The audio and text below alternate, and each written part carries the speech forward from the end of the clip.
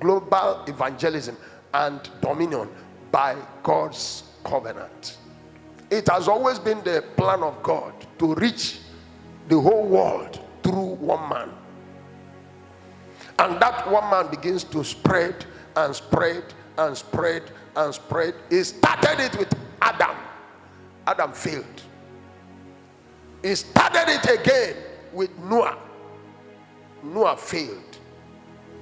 He started again with Abraham. Called him out of his father's house and said, I want to use you to start a new move that will sweep through the whole world. And then that move started and came to the point of the nation called Israel, prince with God. But Israel did not understand the plan of God. They thought that God was only about they themselves.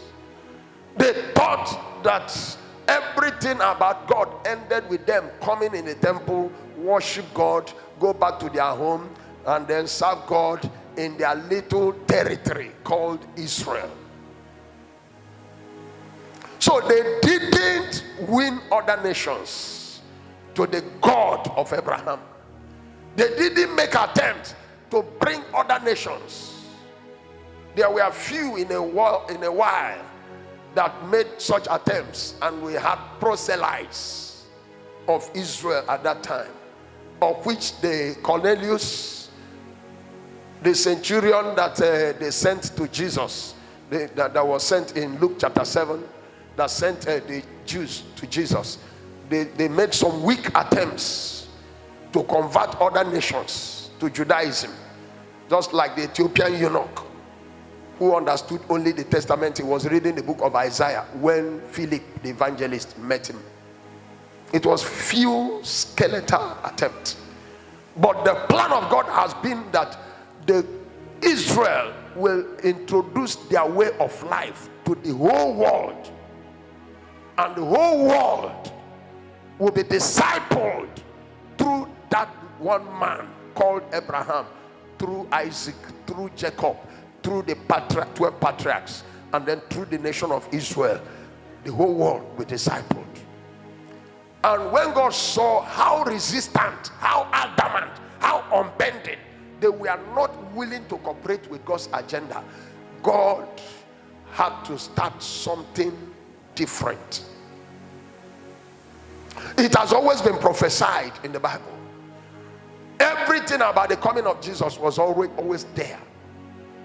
But I'll show you how it was a bit different. And then when Jesus came and introduced the teachings of the New Testament, Jesus operated in the Old Testament, but introduced the teachings upon which the New Testament was based. It was when he died and rose from the dead that the New Testament started. He said, this is the New Testament in my blood. So the New Testament took effect from the moment he died. But before he died, he laid down the teachings, the foundation of the New Testament. You find that in Matthew, Mark, Luke, and John. Praise God. He needed to do that before he would die, so that when they now start, they will have something to work with.